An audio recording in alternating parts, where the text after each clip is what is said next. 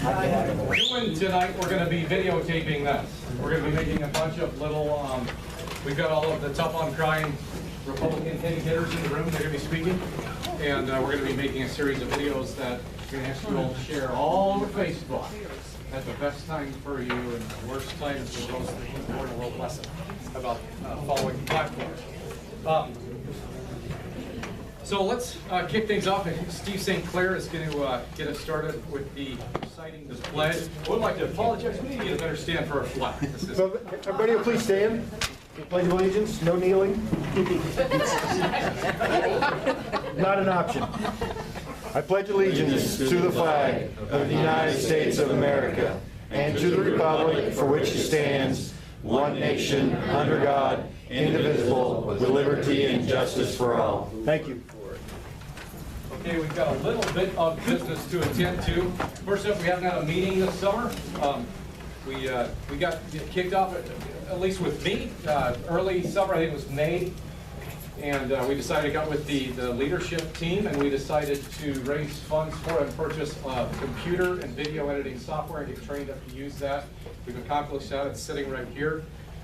We've set up committees that are actively searching out victims of crime, victims of job loss, victims of taxes, and we've got another committee that's more slowly forming, that's going to be working on a 30-minute long video we intend to release about 1 month before the Republican convention, laying out Detective Murder Board style, the good old boys club in Alaska. So everybody knows all the background connections and all those dirty tricks that take place. We're going to take the gloves off going into 2018 and 2020, and we're asking for help with that. We'll be taking names at the end if you're willing to sign up under those committees. And we're searching out victims. Legislators will be owning the victims of their votes, not just their votes. But on crime and on jobs and things like that, they're very real victims attached. We're going to take it a step further. And those victim stories will be told when we point out in the little 3 to 5 minute videos. This person violated the platform here, and this person from their district is healing from a bullet wound. That sort of stuff, the gloves are coming off. Not because we're angry with the legislators or we hate bullies or thugs or any of this other stuff, but because we love the victims. That's why we're Republicans, right? That's why we got Tough on Crime platform in the platform. So Carol Carmen's got a little bit of information here. Along those lines, we're going to buy as much media as we can, purchased media. Some of that. We've noticed that funds are not flowing into the Alaska Republican Party, the state. We've got big problems with, let's just say there's maybe a trust deficit going on. People, I think, are afraid to donate directly to the party. And I think that's wise. I think it's much wiser to donate directly to individuals that you know will uphold and defend the platform the way Republicans should. And we also will be putting out report cards on legislators, and we'll be running some of these ads in critical primaries. It's going to be a very active primary season.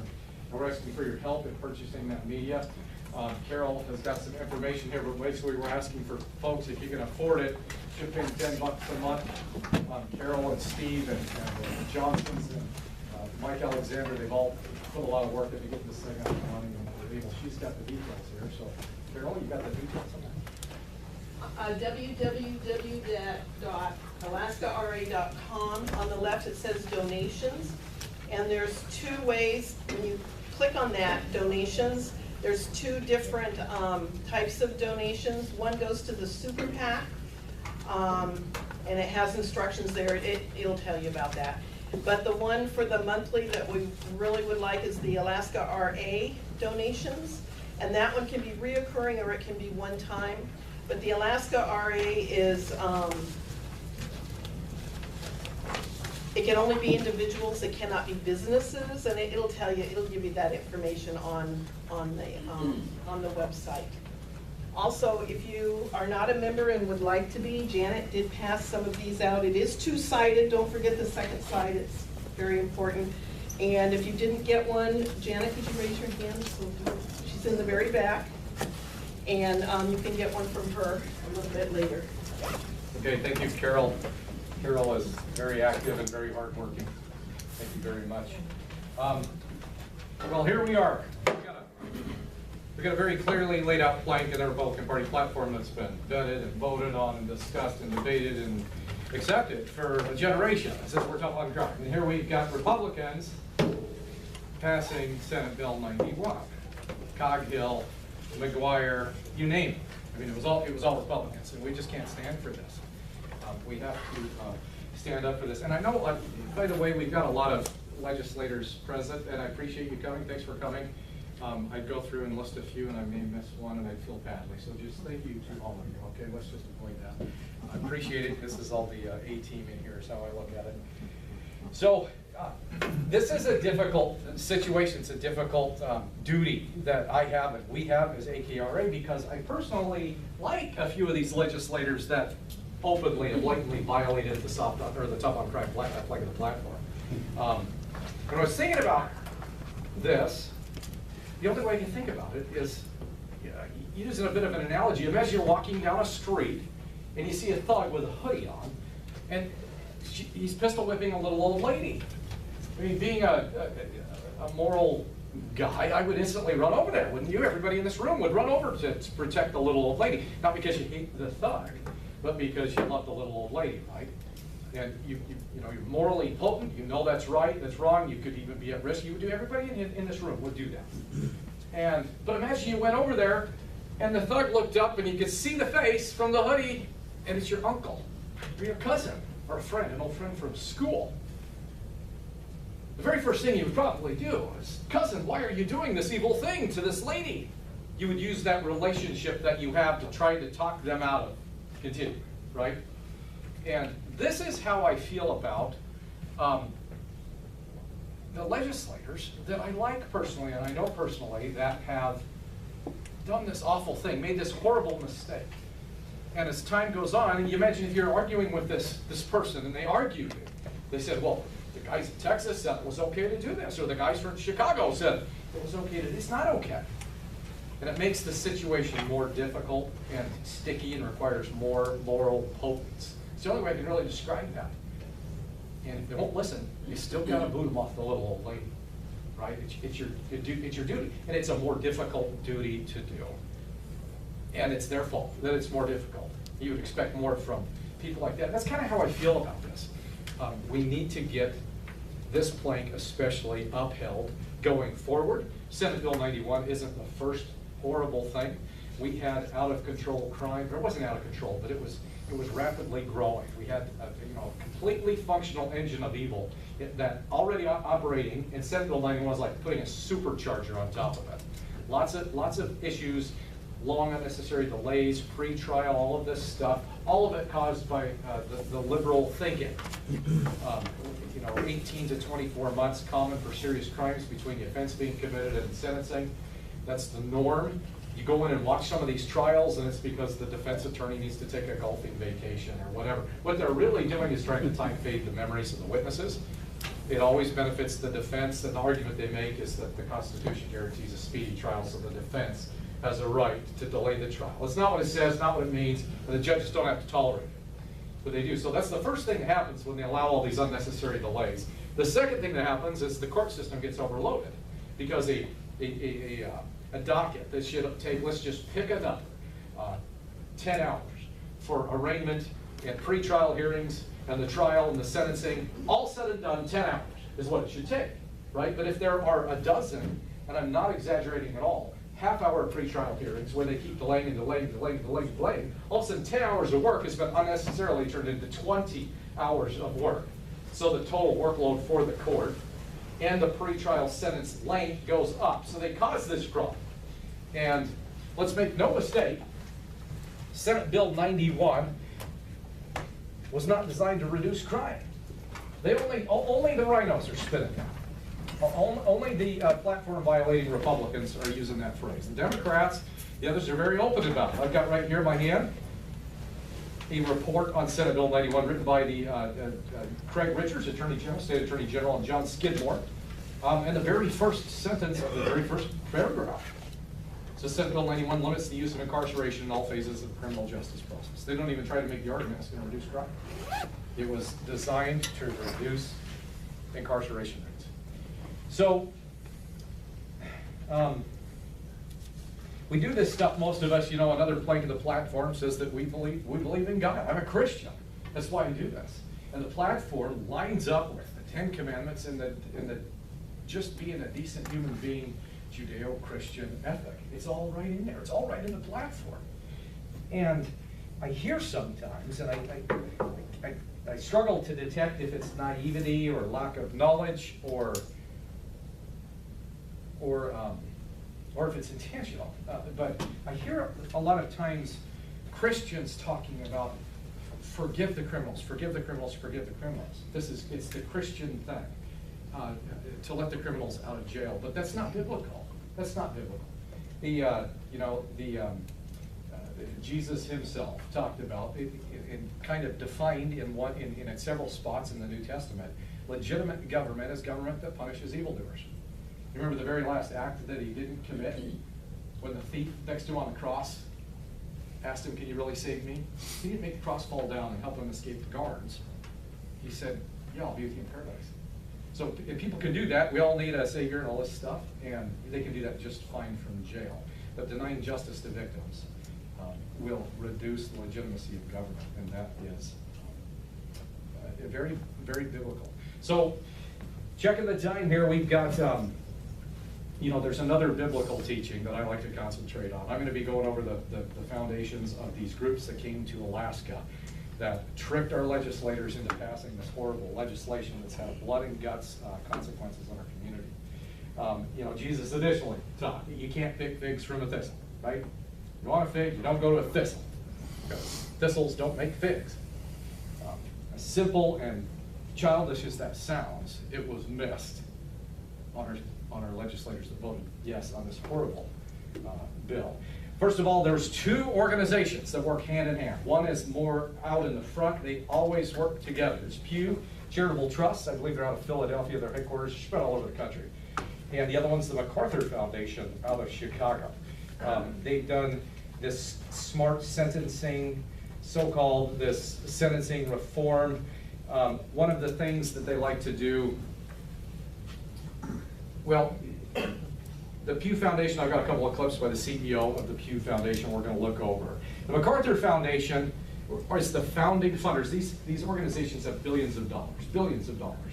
They give away $30 to $50 million a year. The MacArthur Foundation and Pew together were the founding funders of ACORN. Remember the ACORN group that was busted with the vote fraud?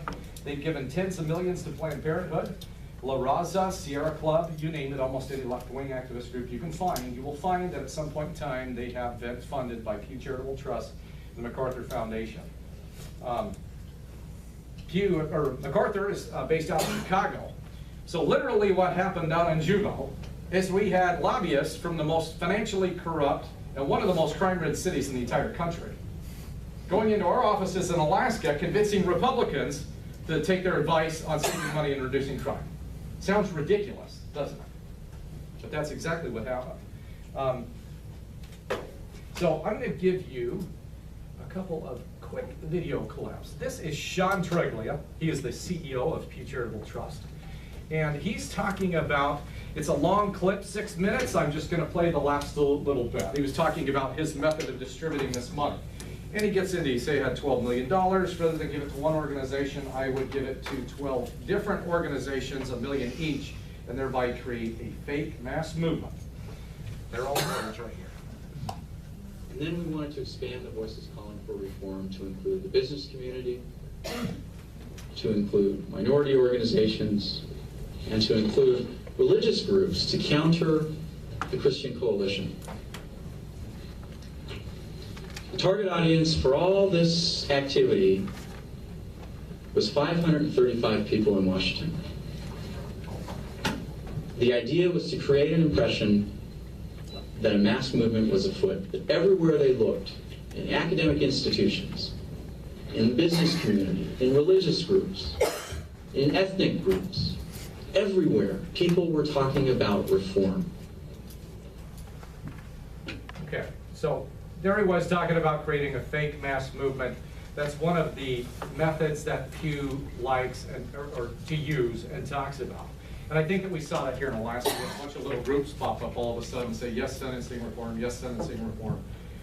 we've seen that here in Alaska. Here's another one from Pew, minute 30 seconds long. The audio's a little sketchy right in the beginning, but this was taken at a press conference. I think it's fairly self-explanatory. Again, Sean Trigley is CEO of Pew Charitable Trust.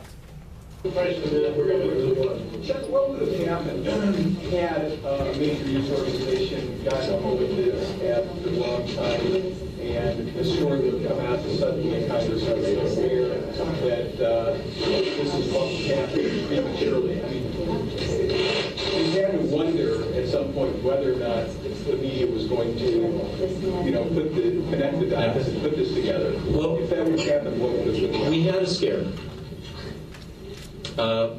As the debate was progressing and getting pretty close, George Will stumbled across a report that we had done and attacked it in his column.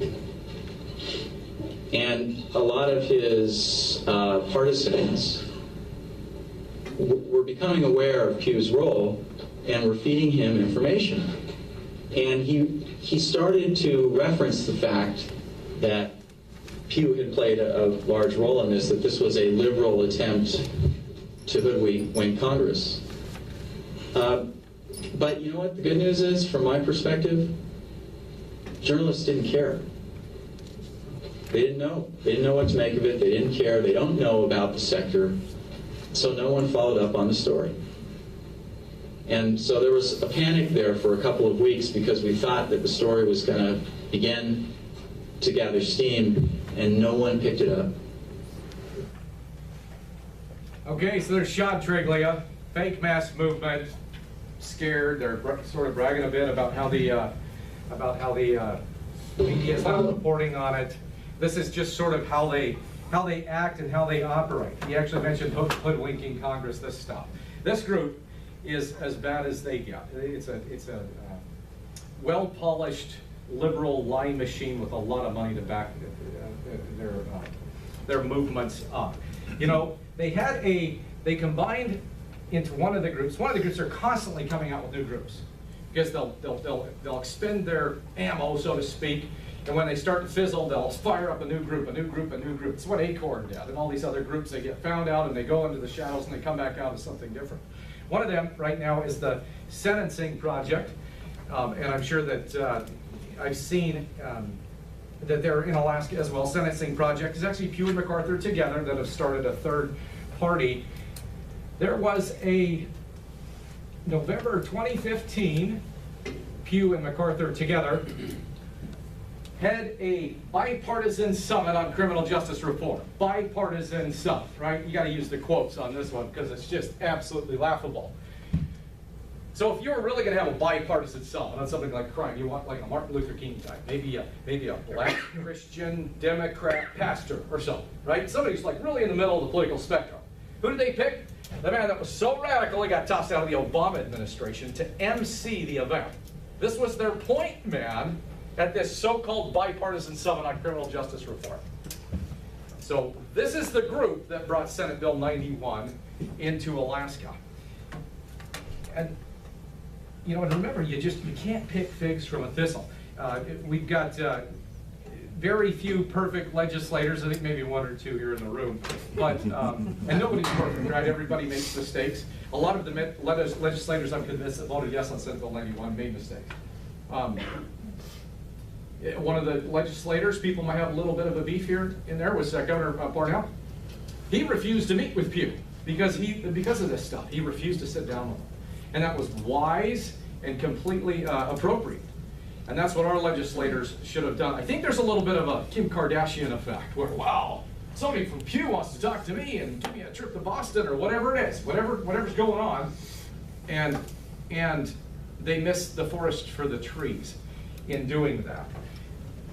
It's just a horrible organization with a decades-long history of left-wing activism, and they're the ones that brought it in to Alaska. So getting right into Senate Bill 91, for those of you that haven't read it, it's 122 pages long. It references a lot of other statutes and things. And because it was quite complex, even for the governor, he asked the Attorney General to write a 30-page document overview of that. And I highly recommend that, again, later. But within Senate Bill 91, there's a lot of misinformation out there. What's in it, what's not in it, and it's coming from media, it's coming from legislators, it's coming from people that just talk to somebody and they're convinced and never read the thing. And I want to get some of the most egregious parts out there in the public. And it starts with what they call technical violations for probation or parole. You know, somebody's allowed out on parole. It used to be that because of good behavior, they could apply for parole and go to a hearing and maybe be let out after a third of their sentence. When they're out on bail, that's another time that they're out on where they can commit, they're ordered to not do things. Don't commit new crimes, stay away from the person you beat up, this sort of thing. Violating those used to, in Alaska before Senate Bill 91, I mentioned somebody, and I saw a story, in 2001, a guy was convicted of second-degree murder. He was given something like 53 years with 28 suspended. Right? The judge does that for a reason. That's after 25 years, which is a harsh sentence. The day he gets out, one little screw up, he's got this gigantic hammer over his head that can be brought down instantly with no new trial, no new lawyers, no new nothing. That's part of keeping the guy under control, right? Senate Bill 91, ex post facto, retroactively, all those cases where people have the remaining sentences hanging over their heads, now for a first offense, they can only be sent back in for 3 days. Second offense, 5, third offense, 10 days. Outrageous. Many of these people are out in our community. Well, the man I just referenced was in a shootout on Lake Otis a few months back. Another one of the areas that was in Senate Bill 91 that's very egregious is that all, and it's also one of the most lied about as well, all crimes less than first and second degree murder and sexual felonies, all other crimes, the minimum sentences were cut about in half. And I say about because some were a little bit more than half, and some were cut a little bit less than right in half. And that's a massive change in there. In addition, there's a new type of parole called administrative parole. And it sounds like when we hear the word parole, we're thinking good behavior, the warden says, yes, this guy, you know, whatever. No, there's no hearing. 25%, they're out. That's it, there's without a hearing. Administrative parole used to be after 33% of the full sentence, they could apply. It was based on good behavior, all this stuff. It's not the case anymore under the administrative parole portion of Senate Bill 91. There's still a couple of sections in Senate Bill 91 that won't take effect till January 1st of 2018. One of those is that they've put together, and there's been news reports, hang in there, 2018, we got 12 people with guns at the shooting range that are gonna be our pretrial people.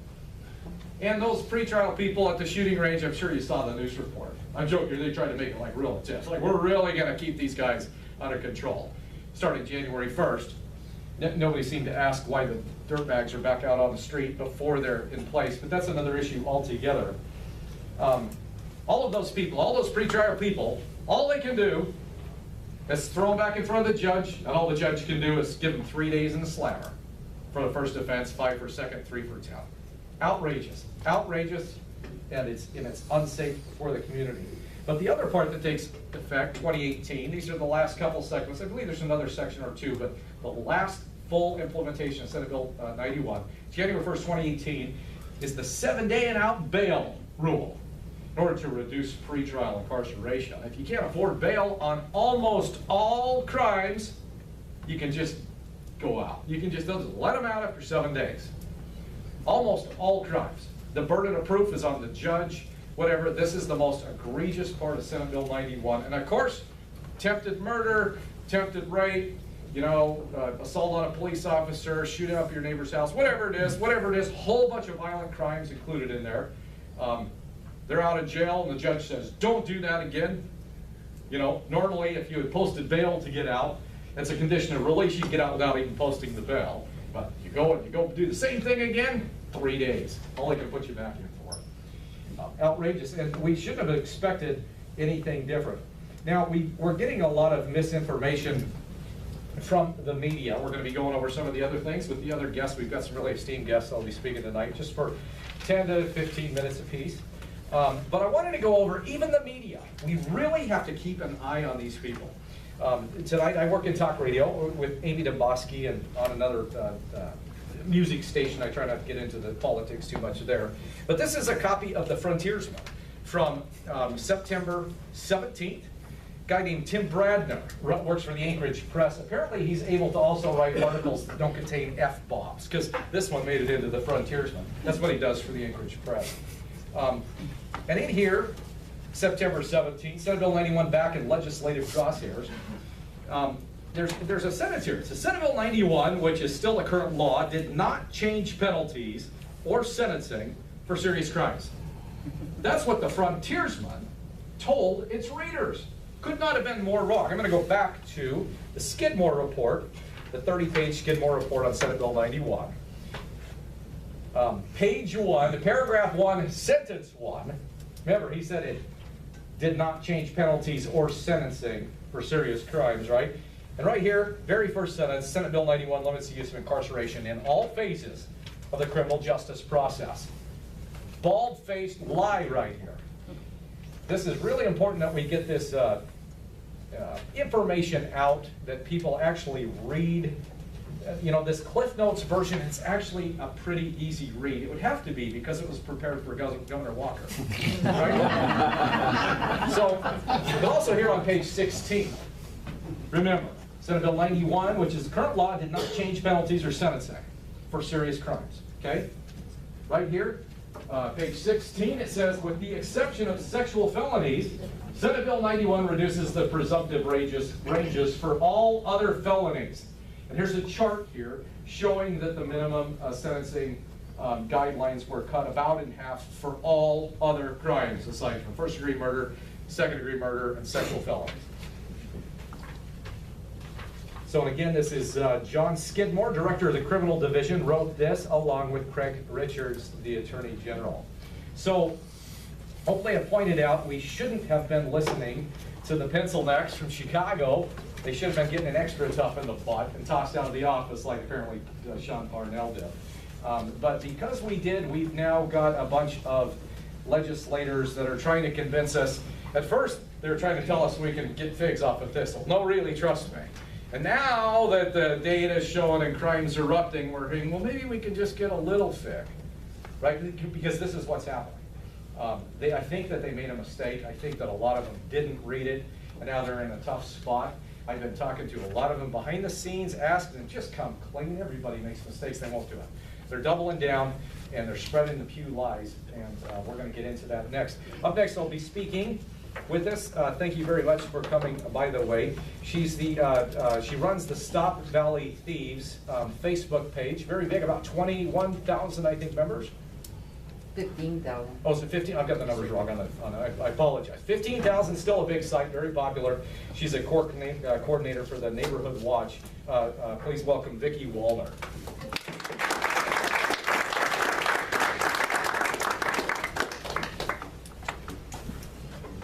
Don't leave that up here.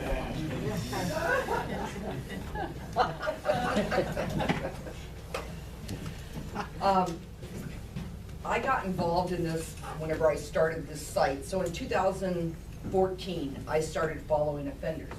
And I'd lay awake at night trying to figure out how we're going to fix the problems we were having. And I kind of thought we were making some progress.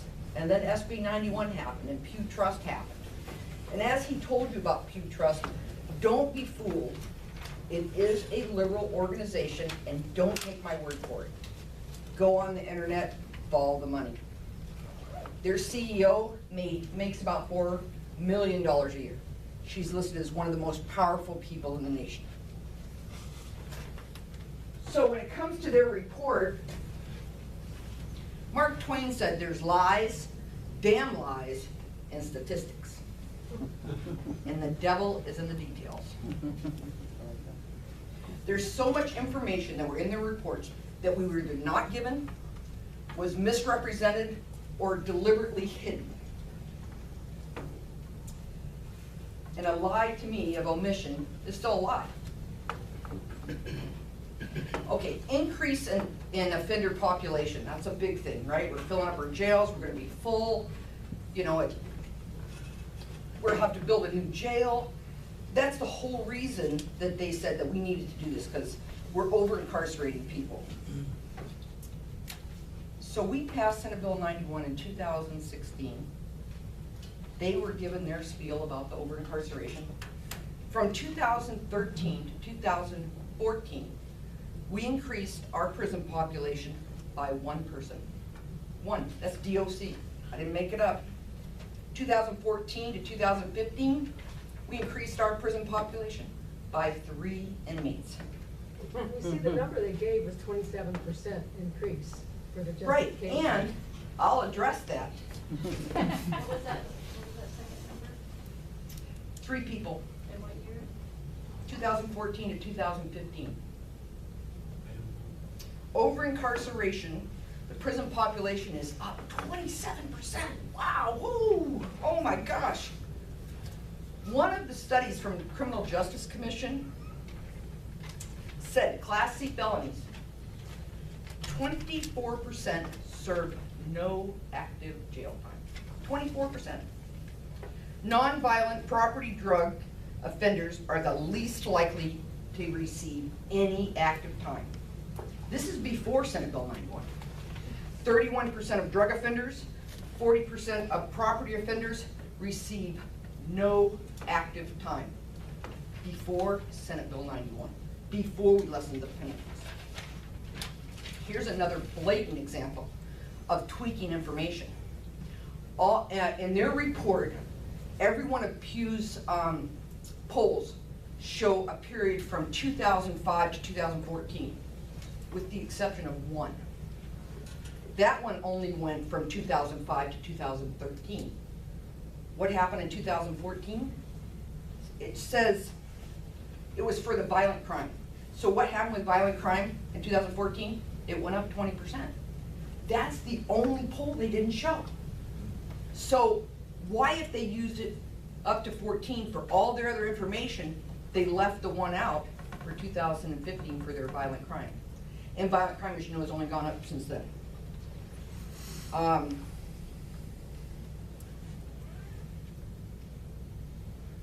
There was violent crime rate, which showed a drop of 5% from 2014.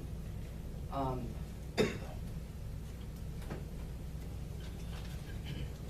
can't read my own writing. You want your glasses? Forgot my glasses. Incarceration rates. Now, these are figures that you won't hear from them. Thank you, sir. So we've increased our prison population 27%, okay?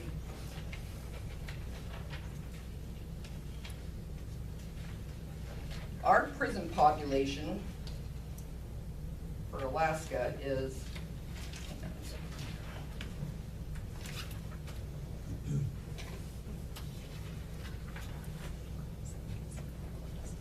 our prison population for Alaska is 21% lower than the national average before Senate Bill 91. Our violent crime rate, or our crime rate, just overall crime rate, was 25% higher than the national average. Now, one of the states they talk about this criminal reform has worked so great. These guys are the bomb, right? It's Texas. Woohoo! Texas incarceration rate is 48% higher than the rest of the nation after their criminal reform.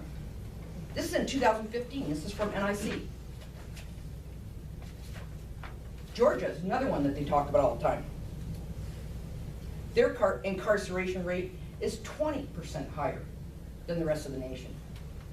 We're below that, even before Senate Bill 91. So we weren't over incarcerating people like they would like us to believe. And when you look, one of the things, looking at the statistics in their reports, they say, oh, 20%. So when you're dealing with really small numbers, 20% could be 30 people in 10 years. It looks like a lot because it's low numbers. So when you do percentages, they're real high. And that's what I noticed in their report. When they start doing these percentages, you're dealing with a small population. Another thing they don't tell you about is Alaska is not like other states. Number one, we have, our prison system is the state system. We don't have county jails, community jails. We don't have reservations. They have their own laws. So the state takes it all. So we're handling all of the state in one.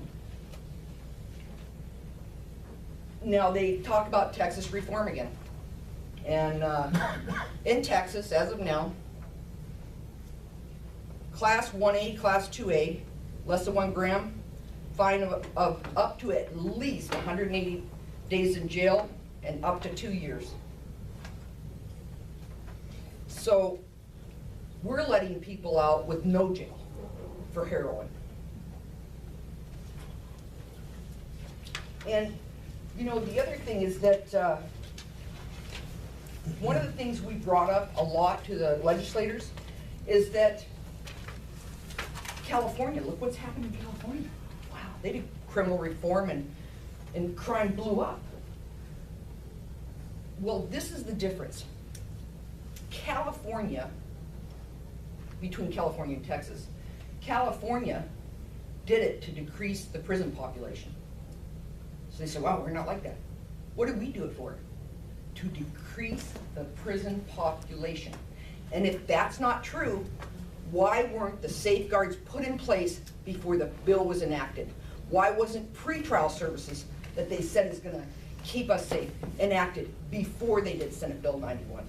We did the exact same thing that California did, and we're getting the exact same results. Whenever Kentucky reduced their drug laws in 2011, overdoses soared 55 to 33%. California, when I was talking about that, they're in the middle of a crime wave. Vehicle thefts, 47%, boy, that sounds familiar. Robberies, 23%, violent crime, 20%, sounds familiar. It also increased the homelessness and lessened incentives for people to get treatment. If you don't have to go to jail, why go to treatment? And the other thing that they won't tell you is that the effects that come on when you don't have jail time for some of these offenders. Because where it affects is when police are dealing with people and they're grabbing a person with heroin. If they're not looking at any jail time, they're not going to tell you who they bought it from. So we've lost a good tool that we had to get to the traffickers. You know, so that's no longer there. The other thing I didn't tell you is that we made minor consuming alcohol a violation, no longer misdemeanor. Wonderful. Guess what happened to youth court? They're down to 1 person. They don't have any referrals. This is our youth. These are people coming up. You know, they don't look at these things. Pew doesn't look at these. They skew their numbers to make it what they want it to be. And we bought it hook, line, and sinker. You know? Anyway, that's all I got. Okay, we'll have some questions at the end if that's Okay. okay. Thank you very much, Vicki Wallner. You know, so she's right. She got some examples there of the Pew lies that followed this movement around the country. We weren't the first. We're not going to be the last. We're working on Montana right now. We're doing a little background work, or I'm doing that to make sure they don't get tricked as badly as we did. She mentioned Texas. We always hear it worked in Texas. It worked in Texas. Texas is so red, whatever. I keep hearing this. So I went and checked the FBI crime statistics. I picked 3 towns at random. Dallas, Houston, and San Antonio. I picked 1 crime at random. I did not cherry pick this stuff. Between December 29th, 2013 and December 29th, 2015, 2 years, in Dallas, the first degree murder rate up 50%. In Houston, the first degree murder rate up 60%. And up in San Antonio, it's up 70%. Now the other part of that double lie is there was no it in Texas. They did a few related things, much smaller scale, and on top of that, they spent $250 making a lock 'em up while being detox facility that judges can order junkies to be locked up into. We have a total of 6 beds of that type in the state of Alaska, according to the Advancing Opioid Task Force. Up next, we've got a lady that's suffered more than I can even imagine, more than is possible under crime. She's a 31-year Air Force veteran, retired as a full bird colonel. She's got 2 master's degrees, one in business and one in military strategy. and she's actually a lieutenant gubernatorial candidate right now. Please welcome Edie Grumwald. Because I was going off on a tangent to show pre-SB 91 to post-SB 91 because it leads up to June of 2016, before November 13. And so what I did is I just went right back to the news clips that showed, you know, at the lower, that's a nice one. You know, Oh, that was my fault. and it was about the lower level crimes that took place and what happened before. Is there a clicker or just touch Oh, it? you just have to hit the space bar, I'm sorry. Okay. So what happened before November 13th, and if you're not familiar with what happened on November 13th, that's when my son went missing. And he was missing for 19 days, and lots of people in the community helped look for him. So what happened before that is, what they found when they were investigating David's murder is, this guy right here was present when Damian Peterson was he's charged with murdering Frankie Woodford. Frankie was a 16-year-old kid. And so then it was 2 days later, this same guy right here, along with this same guy right here and his younger brother, Devin, were arrested for kidnapping, robbery, and assault in Eagle River, Wasilla, and a lot of people were familiar with that crime. The only person that got an ankle bracelet was this guy right here. Austin and Devin didn't get anything.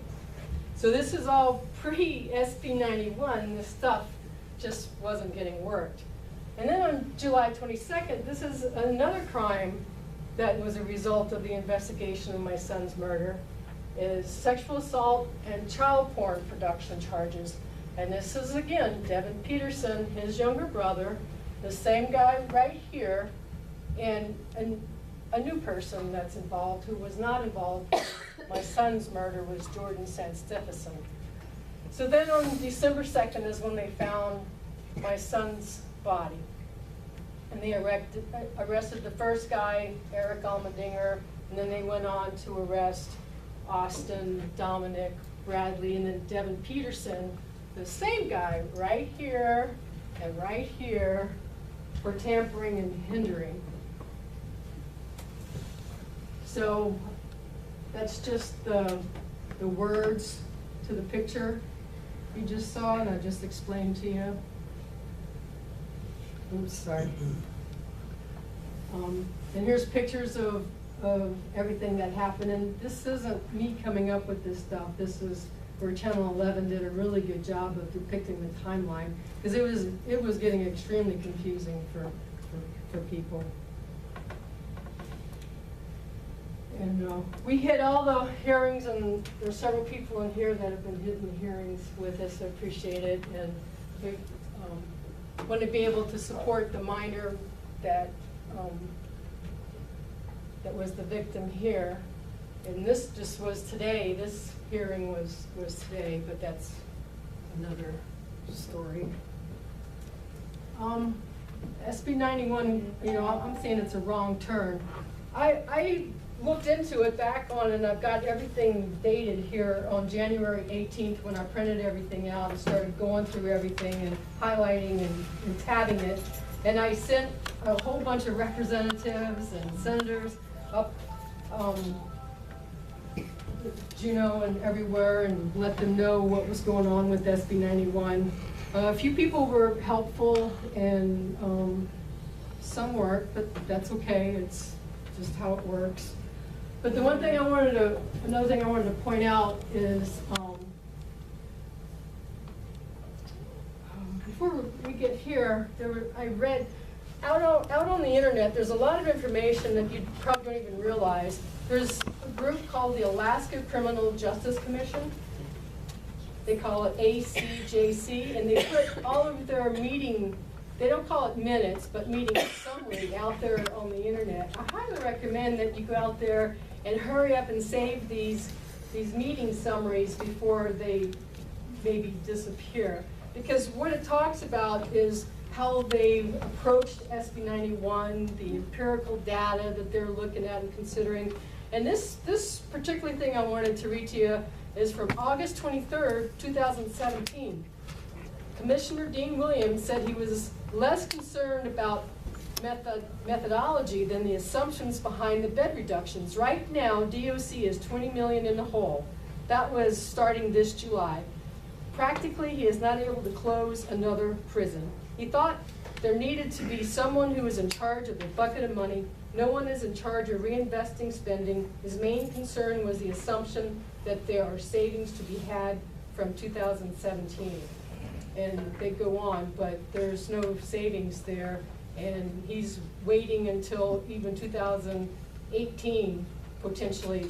And there won't be any savings if SB 54 passes as it's written right now. And I think Steve's going to be talking about SB 54. So prevention reduces crime on the front end, and that's when we have to hit education, the youngsters, and this recidivism that they're talking about. That's the last part of the cycle when they get out of prison.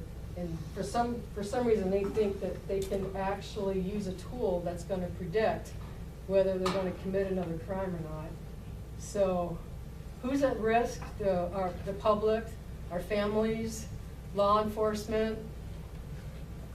We're the ones that are at risk here. So, thank you. Any questions or anything? Is anybody looking for anything else? Yeah, we'll take the questions all at the end. Okay. Thank you very much.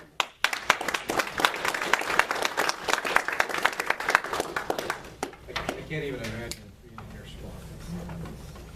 It's terrible, and I just filled with indignation when I look at the stories and the court view backgrounds of the murderers and saw that they were involved with an armed kidnapping 6 months before, 3 months before, and one of them was only charged with vehicular trespassing. Yeah, even Frankie Woodford's mom, Michelle, she even said it, and it was recorded on the news, that if they had investigated her son's death, David Grunwald would still be alive today.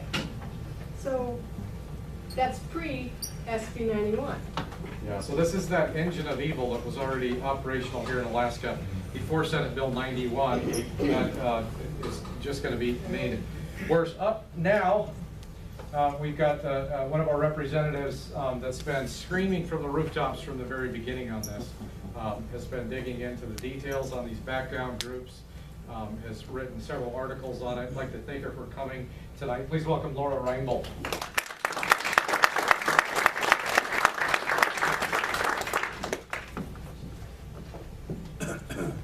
Thank you, and before I start, I want to recognize the Moors. If you could please stand up.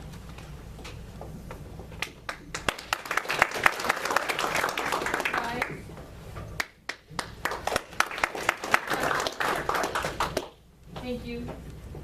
You all, this is why I'm fighting, okay? My heart is heavy. I've dealt with Poconees, I have dealt with so many murder victims in the last year and a half, and you guys, my heart goes out to you.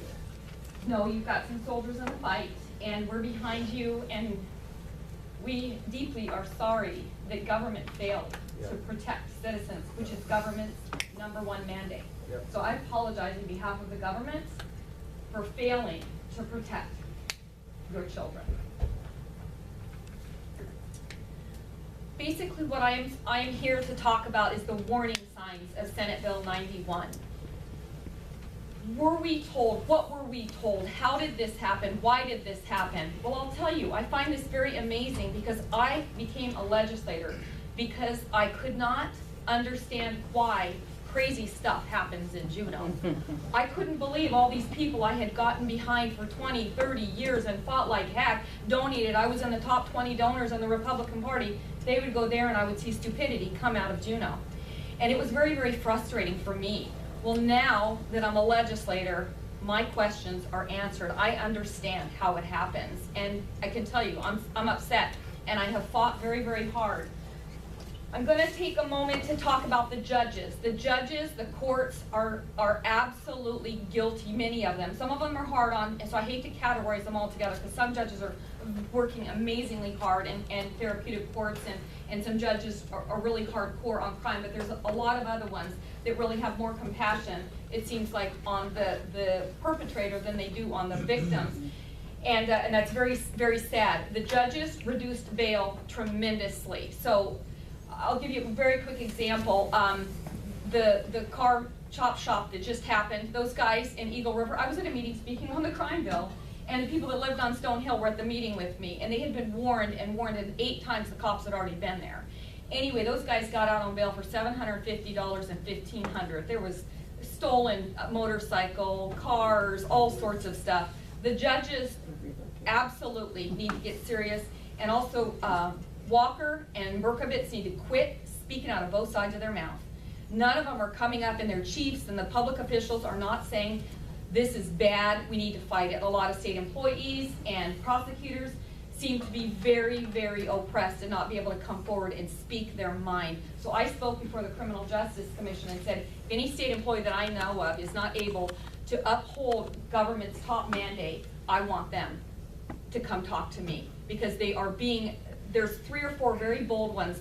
I'm going to point out James Stinson, I'm going to point out James Klugman, and I'm going to point out Adam Alexander. Those 3 came and testified before the committee, so yes, these guys were warned. The Senate and the House legislators were warned. So also the police department, I'm going to tell you, they wrote an amazing letter warning the legislators, and I'm going to say one quote. This was the Alaska Association Chief of Police, the Alaska Peace Officers Association, the Public Safety Employees Association, the Office of Victims' Rights, Standing Together Against Rape, and the Anchorage Police Department Employees Association. This is the quote that resonated with me. It's unconscionable to jeopardize public safety and exasperate the trauma of crime victims that they endure in the name of fiscal savings. At its very core, this legislation represents bad public policy for crime victims, for law enforcement, and for all of Alaskans. So were legislators warned? Absolutely they were warned, okay? They knew. So I'm going to set that aside for a minute, and I'm going to explain the process that we go through. There's a couple organizations called NCSL, CSG, and I could get into all of what all those are. But the bottom line is legislators get all excited because they get to go off to conventions. These Pew Foundations and things like that come and they speak to legislators, and they think they're just, really learning all this new stuff about criminal justice reform and things like that, rather than coming back home and listening to the victims and listening to the people and listening. I just spent 2 hours in a sporting goods store. There's a man right now that was threatening them in the last few weeks with a gun, wanting to see the people's IDs so he knows who they were going to shoot. I mean, there's scary stuff going on in this state, you guys.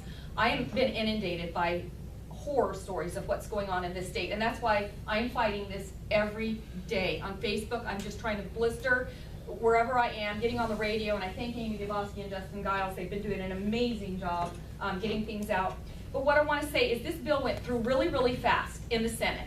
Okay, really fast. So I can give a little bit of grace to some of the senators because it went so fast. I won't give zero grace to Coghill. Senator Coghill used relationships, long-term relationships, and his staff, Jordan Schilling. I'm here to call names. I don't, as you guys know, I take names and numbers. I want you guys to know who the cult leaders, I call it a cult, leaders of Senate Bill 91. And Kent Dawson, he's a big, heavy-handed lobbyist down in Juneau. Really nice guy, but let me tell you, he helped push this, use his relationships and manipulate between the foundations, the lobbyists, and Coghill. Wes Keller was on there as well, and as you know, you guys know what happened to him. But these people were on the Justice Commission. I give them zero grace. The second group of people that I give zero grace to is Matt Clayman. Matt Clayman was a public defender, and he got the lefties and Les Guerra. The people on finance knew this bill and knew this bill pretty well. I wasn't on finance, but that gave me no excuse. I was hardly sleeping reading the bill, okay? But the people on Senate Finance, Gaddis was on there, Bryce Edgman, Munoz, Les Guerra, these guys were in the law. These guys absolutely believed that they, that they had, the shining, the fairy tale basically to help solve our problems. Those people I held 100% accountable. The people in finance knew the bill, especially in the House.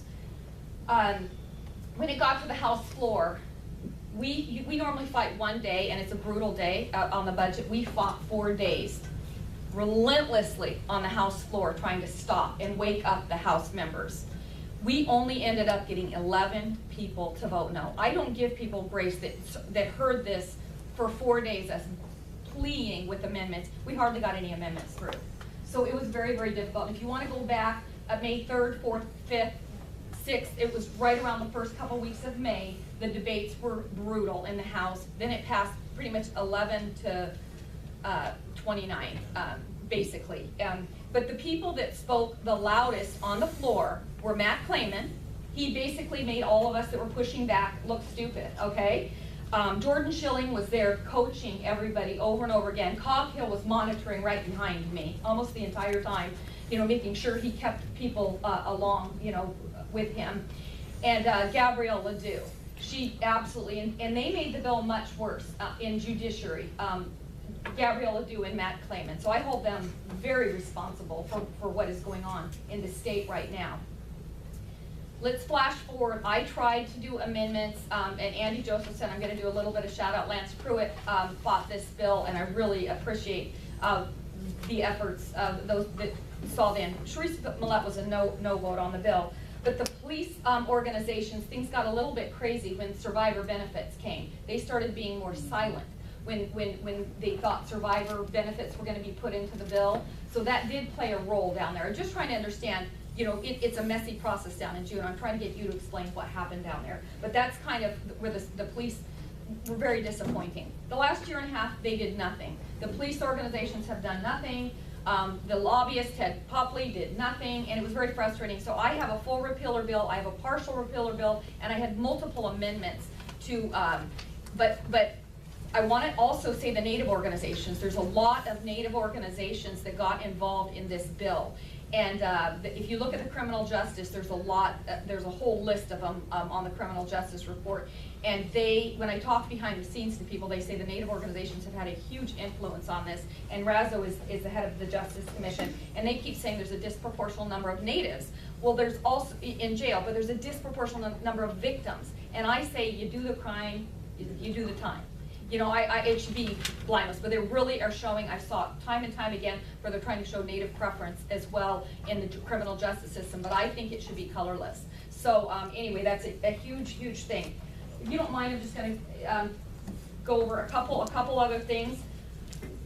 Just to reiterate what some of these guys said. When people voted for this bill because they thought they were going to get treatment. There was going to be reinvestment. There was going to be cost savings. Well, a lot of crime people, they need motivation to get rehabilitation. And the bottom line is they pretty much wiped it out because misdemeanor A's went from a year down to 30 days and a third off. So that's just a few weeks. Well, it's easier to go serve a few weeks in jail than it is to go through a 1.5-year treatment program. So they disincentivize people to get treatment. And it was also, there's hardly any facilities out there, and they were not funded very well at all. So, it was a sweet little thing for people to believe on. But the bottom line is they didn't put the treatment facilities in place and fund them, ahead of time. Also, misdemeanor B's went from 6 months down to 14 days. I also just want to reiterate that there's 9 new ways for felons to get out of prison much, much faster. There's a lot of violent crimes that are much, much weakened as well. I guess what I'm trying to say is they were lied to. A lot of legislators were lied to, and they were saying, oh, this isn't affecting the violent crimes. So that I would give them grace because they were lied to by a lot of people down in Juneau. And also they said that in Texas, we did the same thing as Texas. Jordan Schilling kept saying we did the same thing. We didn't. We looked and we compared the Texas law and Alaska laws. They are hardcore, much, much tougher. And as Justin said, they invested $250 million in rehabilitation. in Texas, and that's why the system's working a little bit better. In California, they did virtually the same thing that we did up here, and the mayor, the quote that I have in my paper says the criminal justice system is now broken at every level. They don't even know how to fix it. So I wrote an op-ed, and it's called Dangers Lurking. Copies of them. I only brought like 24 copies, but it's very widely. It was very widely published, and it'll really show. I was so frustrated when this bill got passed that I wanted to warn Alaskans of what was happening. So it's a 3-page op-ed, but it really goes over some really, really important things of why we got tough on crime in the 90s. Crime went down 42%. And I explained how they created a false sense of urgency, and you totally hit that nail on the head. They pretended that the prisons were so full and all this kind of stuff. Well, they had just shipped a bunch earlier back from Arizona, and if it really was a cost saving, we would be shipping the prisoners back down. And I talked to the commissioner. It was built on a faulty foundation. There's 2 new types of parole. Basically, administrative parole, they only serve 1/4 the time, and a lot of violent criminals can get out on administrative parole. Discretionary parole, you'll keep hearing these words discretionary. You want to give the judges discretion. That basically means they can make a decision regardless, having discretion. So it's very dangerous, the discretionary parole. And I'm going to just close by saying I did 15 amendments on the House floor to Senate Bill 55, knowing that it was the only bill that was going to get through. And these guys did unprecedented moves. I know Tilton, Delana, you guys all saw what happened. It was unprecedented what happened on the House floor this year. When it took me 4 hours just to convince them that everything was dilatory, everything was legitimate. I had to get top counsel showing Speaker Edgman to accept 15 amendments that were turned in on time. Anyway, what he did, they're legally mine, and until I say I move, Mr. Speaker, I move amendment number 1, then they're their bodies. Okay, then they belong to the House. Then they can manipulate them, amend them, and vote on them. Instead, he wouldn't allow me to speak to a single amendment. He bundled the amendments. Matt Clayman and Gabrielle Ledoux would not let me speak to anything on them. So we hit a real core issue, you guys, with the Public Defender's Office, Quinlan Steiner, Matt Clayman, with Gabrielle Ledoux. This has hit a very, very soft button with her, for she absolutely is defending Senate Bill 91. And you guys, these people absolutely need to be held accountable, because I keep posting that Alaskans are suffering because they will not even allow, even if we expressed grace and people made a mistake, they're not allowing the changes. Now we're getting called to special session. The real purpose is an income tax. The reason they're enticing us there is for the crime bill. So just want to let you know that there's a lot of us that are fighting. David Eastman, there's a lot of us in there, but right now, I can only find 3 full repealers in the Democrat 22 that I know of right now that want full repeal of Senate Bill 91, with the exception of Murder 1 and Murder 2, and only about 10 people in the House. So it's not looking like a full repeal, but this next month might be the most critical month ever for criminal justice reform, and that's why I have all my amendments ready. I'm working with some amazing new colleagues that are really angry about what's going on and are fighting to help repeal at least good chunks of Senate Bill 91. All right, thanks, Representative Ryan Ball. I wish I heard Jean. She's been on top of this from day one, fighting the good fight. Up next, with a summary on Senate Bill 54, we've got a retired military police officer, Army, right? Hello. Yeah, Army, not Marines, Army. Former president of the Conservative Patriots Group, and now working with AKRA on the leadership team. Please welcome Steve St. Clair. Down my slides here. I'm going to make this quick so that you have time to talk to some of the presenters. Yeah, I just got my new license today, and I have to wear glasses now. Okay, real quick. This is not mine. Justin. First off, I'll start off by saying this is SB 91. This is SB 54. I'm going to give you a bunch of numbers here. They're for the number nerds. I'm going to try and break it down, but I'm going to try and make this real quick so that, again, you have a chance to sit and talk to some of the speakers, the legislators, and some of the people who have done research on this.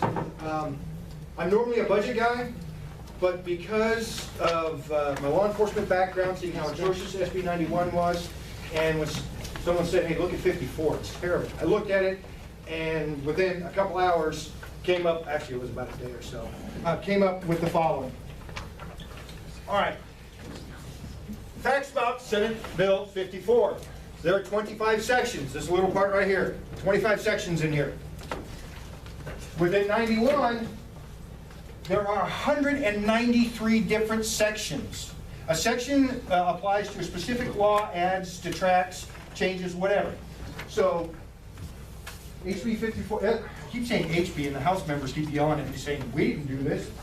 But it only addresses 13% of SB 91.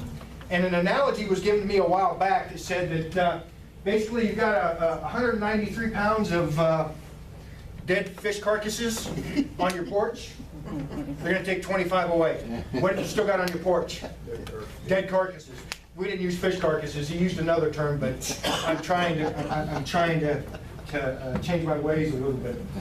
3 sections rollback legislation established in SB 91. They actually go in there, and 3 sections repeal legislation that was put in by SB 91. 17 sections create new legislation that was not created or was not established in 91 and did not exist prior to 91. 68%. 3 sections address effective dates and change in wording, and I've got some examples I'm going to show you, but I can't show you all 17 different sections because Justin told me I had 12 minutes. I asked him if I could have a full 2 hours, and he said no. 20 sections rollback. That's a combination of the 17 and 13. 20 sections rollback or add new legislations represent 80% of this bill. Let that sink in for a minute. I actually have a graph here so you'll be able to see it. But 80% of SB 54 repeals or undoes what SB 91 did or creates new legislation that SB 91 failed to do. 2 sections, decreased punishment, which is about 8%. Now, one of them you guys are going to kind of argue with me, but I consider myself a realist, which is borderline pessimist, but you'll understand where I'm coming from. All right, here's the graph. 68% new legislation. Stuff that was not in SB 91 and did not exist prior to SB 91. 12% repeal. That's where they said, oops, we made a mistake, we got to fix this. And I've got a couple of examples of those rollbacks. 12% here indicates, well, let's go, 8% is decreases. When I say decreases in punishment, again, you guys may argue with me on this, but from my perspective, it is a decrease. 12% is admin changes, and oh, this right here is increases in punishment. Big goose egg. Well, these slides will be up online. I'll get with Carol, put them in a PDF along with my research. I'll get it to Carol so she can upload it onto AKRA's webpage. Subcommittee meeting on October 5th. I got told about this from my wonderful legislator, and I listened to it. And there was Department of Law, there was Department of Public Safety, UAA Crime Administration, and yeah, there were about 5 different. I thought it was going 4 hours, I only went 2 because I was listening to it on my laptop because I don't get gavel on my TV. 2 gleaning points that I pulled out of their slides and actually heard them say. Recruitment and retention issues are the major problems that they're dealing with. Troopers currently have 36 open vacancies, 28 actual troopers, 8 actual wildlife troopers. So when everyone's saying, we need more troopers, we need more troopers, they haven't even filled what they've got. Don't give them more positions until they fill what they've got. Oh, and by the way, they're still funding those positions that are not filled. That's right. The ghost positions that we've talked about over the last couple of years. Like I said, I've been in the budget most of the time, but this has really piqued my interest. And VPOs are filled at about 65% now. what they're doing, a couple of stories that I heard there, goes back to, I don't remember who said this, but parole violations. You know, let's say that I'm out on parole, drinking, assault, whatever. Judge tells me a condition of your release for your parole is you cannot consume alcohol.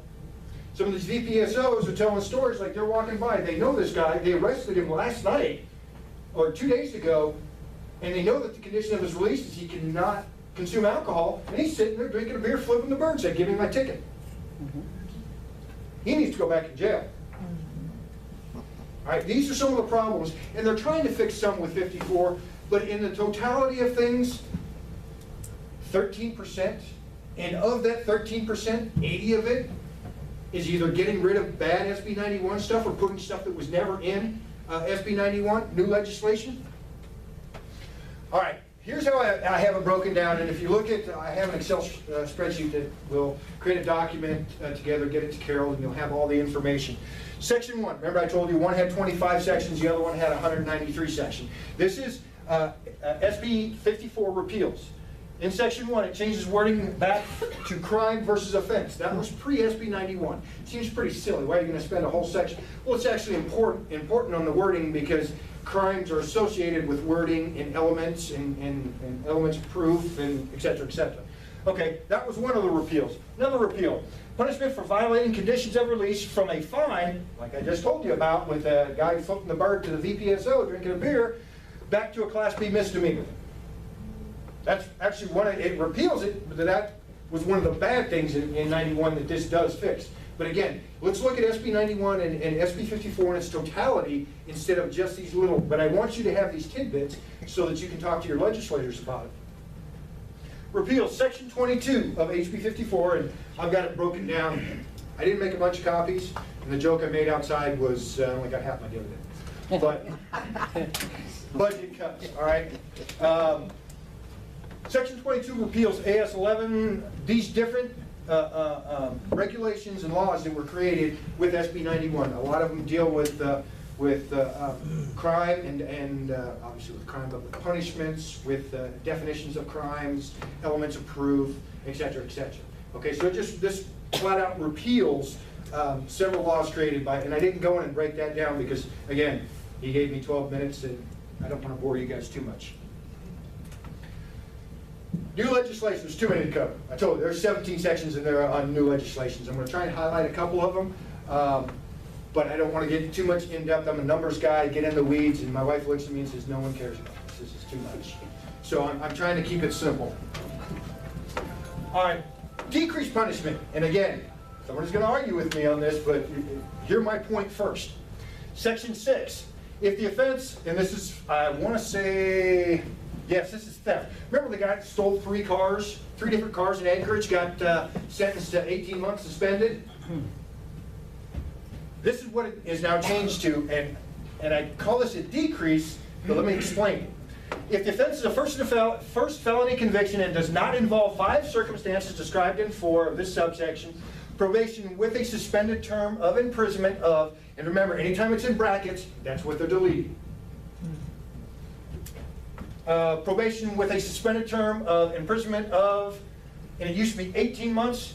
They say now it's going to be subjects 0 to 1 year. A defendant sentenced under this paragraph may, if the court finds appropriate, be granted suspension of imposition of sentence under AS, yada, yada, yada. Okay, the reason I say this is a decrease, 0. But what it does do is give some time in prison, because before this, Potentially. it was 18 months mandatory sentence with 18 months suspended sentence. But I still look at it, and I understand. I knew someone was going to disagree with me on this. Well, I'm not and disagreeing, I'm just pointing this out. I understand that.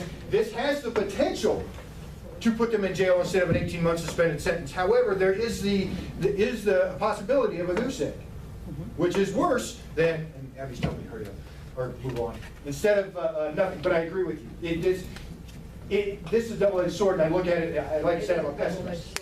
Okay? And then we go down to Section 11. A defendant convicted of a Class A misdemeanor may be sentenced to a definite term of imprisonment of not more than, it used to be 1 year, they added 30 days. So that's a decrease in punishment. You can go to, usually here 30 days to a year, but for some reason they added, and they actually, that's the way that they put the verbiage in there, is 1 year or 30 days. Okay, I'd rather they stay in there a year. Okay, I'm gonna kind of wrap up. Senate Bill 54 is a Band-Aid for a sucky chest wound. A lot of my military folks who spent time in the military, you know what I'm talking about. It's this big hole right here, and you're trying to put a little steri strip right here. It's not gonna work, in my opinion. Okay, there are a lot of problems with it. I'm of the belief, with the folks that I've talked to, that what we see right now, SB 54, that form we see it right now, is not what we're going to see at the end. It is going to completely change, morph, and et cetera. And like Representative Reibold said, there may not be the will to fully repeal SB 91, but I think we need to start from scratch. This is not a good start. Okay, Justin, did I make my time?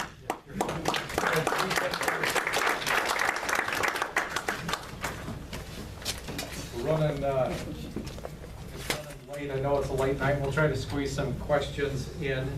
But first, that's kind of the bulk of our presentation tonight. Senate Bill 54 seems to be a half step at best attempt to be able to claim going into election season, because don't forget where we are in the election cycle right now.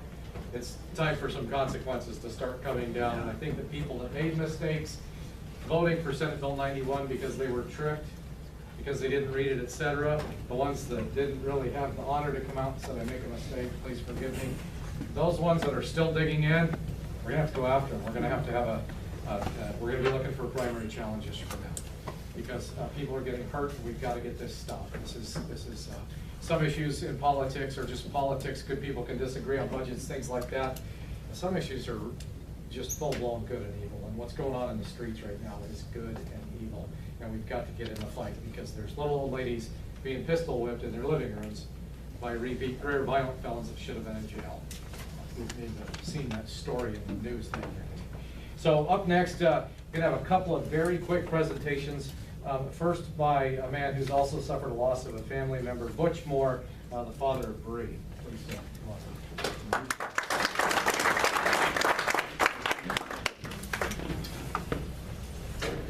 Thank you, everybody, for being here. So I can tell you what Cindy and I found out after we lost Bree, and I can tell you how we ended up with SB 91. So after we lost Bree, we found out Alaska's #1 state in the nation in killing women, #1 in gun deaths, #1 in suicide. We're the first most dangerous state in the whole country for women, #1 in rape. 2 most dangerous cities, Fairbanks and Anchorage, right behind Detroit. Teen dating violence at an all-time high in Alaska. That's how Bree died. Child abuse and neglect, and 6 times the national average of child molestation. So we set out and said, why did this happen to our daughter? And then we started finding out about Josh Almeida, who killed Bree. This is 2014, pre-SB 91. He was 22 years old, been arrested 8 times, convicted 7.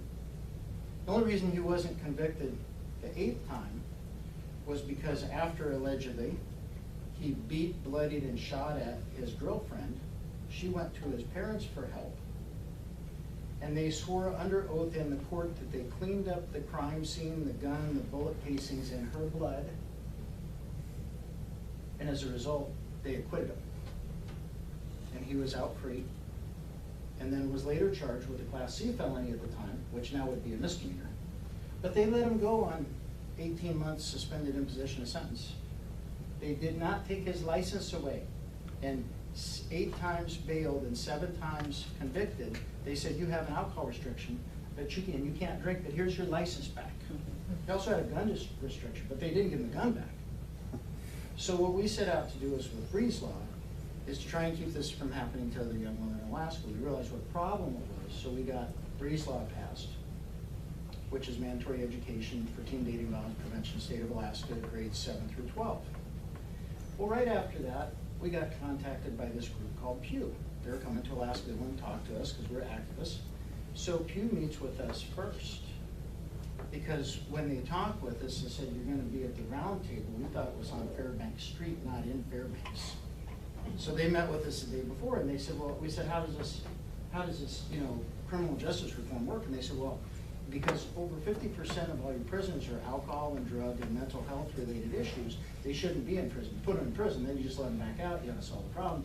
So what the state has to do is spend more money on drug and alcohol and rehab and mental health treatment. In 2012, his parents took him in. He was diagnosed as mentally ill, multiple different mental illnesses. They never told us, they never told Bree. They knew he had drug and alcohol problems, anger management problems. They knew he had guns. He was then a felon. So I said, the state's never gonna pay for that. And so Pew says, well, the way it works is, if you can take 50% of your prisoners out at this high cost and put them in something that costs half as much, they can save all this money. And I said, so they don't want to pay for it, the synthetic oil, but if you only have to change it like maybe a third as often, you can actually save money. And they said, well, that's how it works. You're gonna save $1 million, but you gotta reinvest a third or 2/3. So they came up with 21 items, recommendations, protect the public, all this stuff, and they give it to the state of Alaska. And the Criminal Justice Commission spits out in their report that came out this year in January that they sent to the legislature, and they have 3 objectives. 1, avert all prison growth. Or 2, reduce the population 15% and avert all prison growth, i.e. no more growth in the prisons. And number 3, the other one, is reduce the prison population 25% and stop all growth. Well, and the big selling point that Coghill brought on over and over again is, if we don't pass this, we're gonna have to build a new prison, and it's $550 million. Well, the criminal justice, or the prison report came out, I have it, but the prison growth from 2014 to 2015 grew by 6 prisoners. So why do we need to build a new prison at $550 million for 6 prisoners? So we find out later that Almeida's parents knew all these things. He was a felon, he had a gun, he had assaulted 5 different women. He was a felon, mentally ill. They didn't warn Bree, and they didn't warn us. They didn't tell us. There is no penalty for that in the state of Alaska. And what you've seen addressed with SB 91, specifically on the C felonies, but more importantly on a B felony. So if they were to prosecute Shannon Almeida, and I'll tell you why, Bree was killed on June 26th. 911 was called by Josh's mother, Shannon, at 12:29 a.m. on the 26th of June. There were only 3 people in the house, Josh, his mom, and Bree. Bree died at 10:20. The whole crime scene was cleaned up and Josh was drunk. Point two something, like crazy, falling down drunk. So if they were to prosecute her for evidence tampering, that's a C felony, no jail time. She perjured herself, I believe, under oath, saying what she did and didn't do at that time. That's a B felony. If they prosecuted her, and our Attorney General, John McClendon, wrote a letter to the legislature that says 90 to 95% of all crimes that are prosecuted in the state of Alaska are settled in a plea deal. So if they charge her with B, she pleads to a C, no jail time. Even if they full out prosecute her, the point that a lot of people here don't get, that we're just not grasping, a B felony changed from 1 to 3 years mandatory, from 0 to 2 years with the SIS. Well, she's a first-time offender.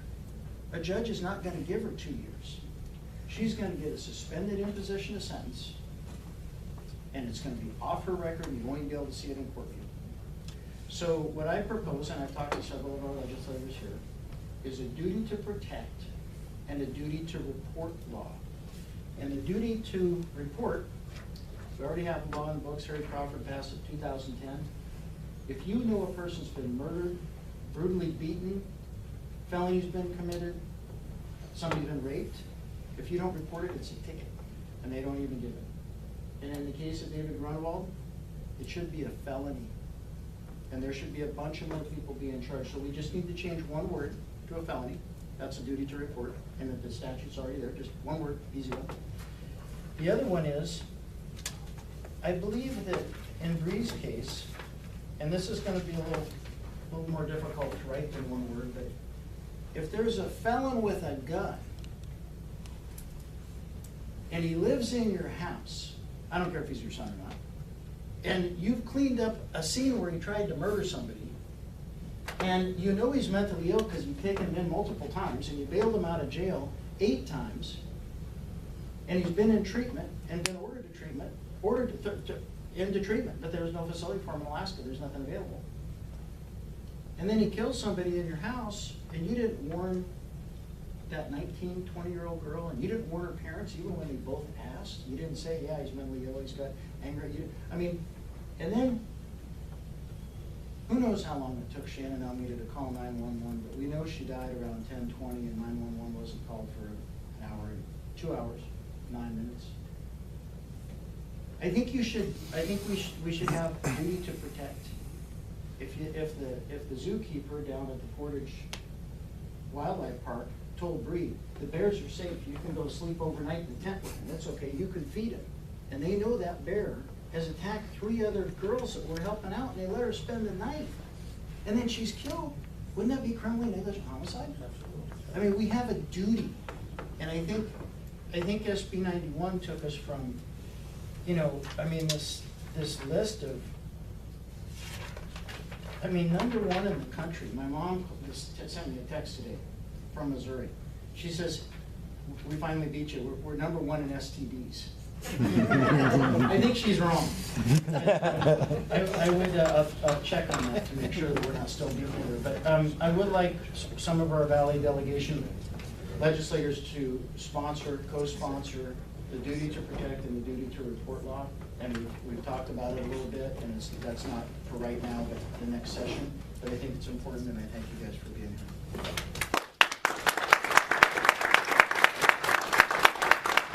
All right, thank you so much to the Moors for coming in. Must be hard to talk about, and they're using it for good, even that, same with the drum walls, and you know, and others. So up next, we're going to have a very quick report by somebody who went on a ride-along last night. Should be exciting. He's an exciting guy. You know, he's a West Point graduate, chess champ, and the Big Lake area representative. I've got about 2-3 minutes, something like that, for Representative David Eastman.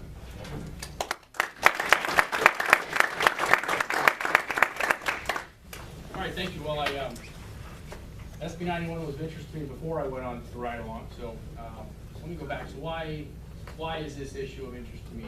I'm fortunate enough not to have a relative who was killed. Victims of crime, yes, but mostly small.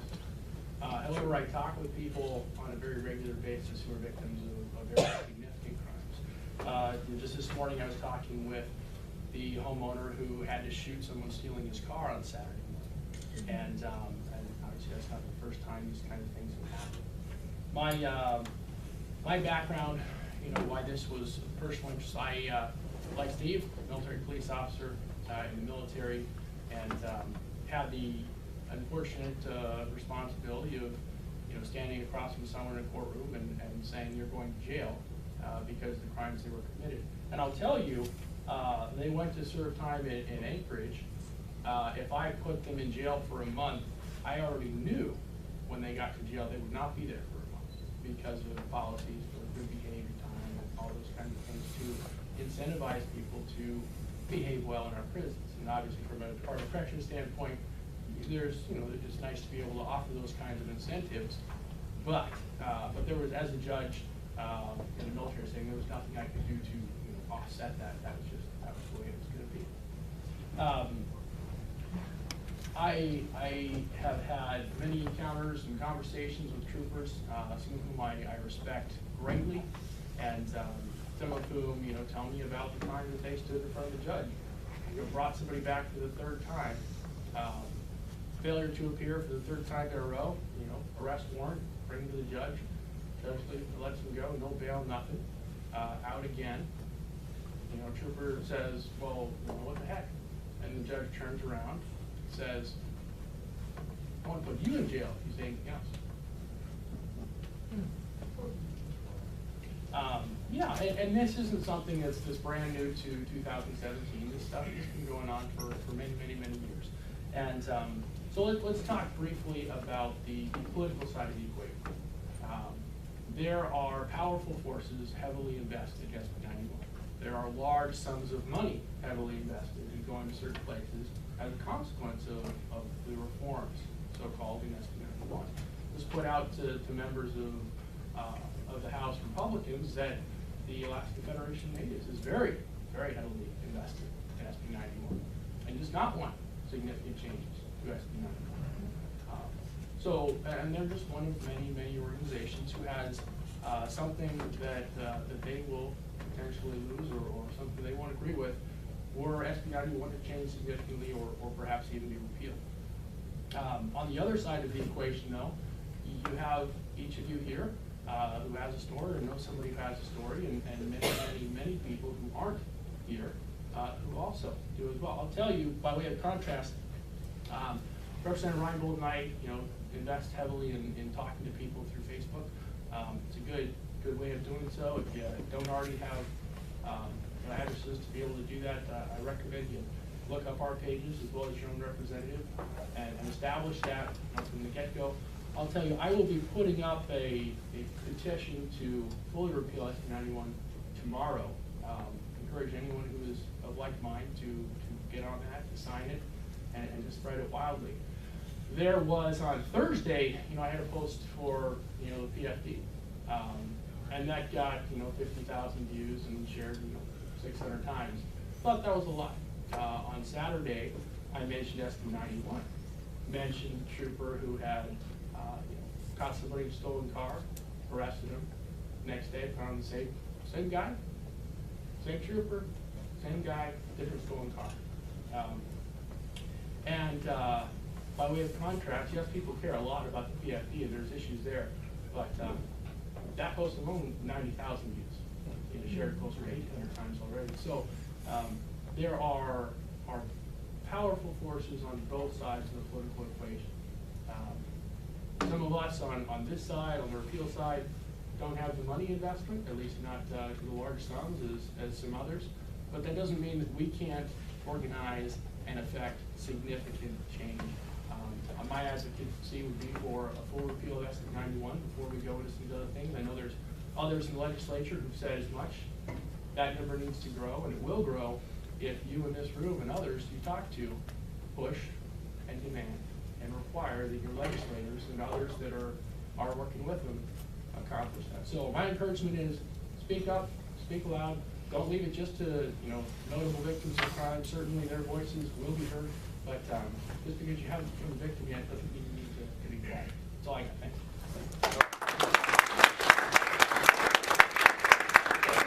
Okay. He's right. We do need to speak up, and in my opinion, we need to fight back at an appropriate level. Things are very dangerous right now. And so bear with me here. We've talked about these committees we've put up. He reminded me that I missed one when I told you earlier. We've got one for crime, searching out crime victims, job loss, taxes. We've got the good old place video, and we've also got a committee looking at, I want to identify the 3 worst judges in Alaska and get their butts fired. There was a somewhat half-hearted attempt that got started a little bit late. I think you worked with that last election cycle. They got the judge, in Alaska, you get that yes vote down below 50%, they're fired. And it was you. Wasn't it you, Pat? No. Well, you didn't. Well, it was the judge that overrode the parental notification law. It was a somewhat half-hearted attempt, and I think it got started late. Maybe I don't do anything half-hearted, The Justin. judge would only be elected with 54%. The judges are vulnerable, especially the judge responsible for letting those people out. So we're going to be working on this. So here's the method that I and AKRA leadership. This is the weapon. This is our first crime video, and it lays out the style we will be using going into 2018 and 2020. That's not it. Let me get this. I apologize.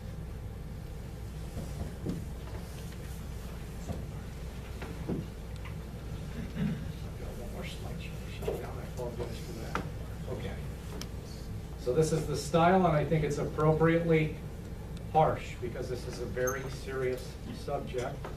And they'll all be 3-minute videos with a legislator that violated the platform, and the victim. They're gonna own the vote, and the victims of those votes. And we're searching out those victims. This is the style, and I think we can make an impact with this.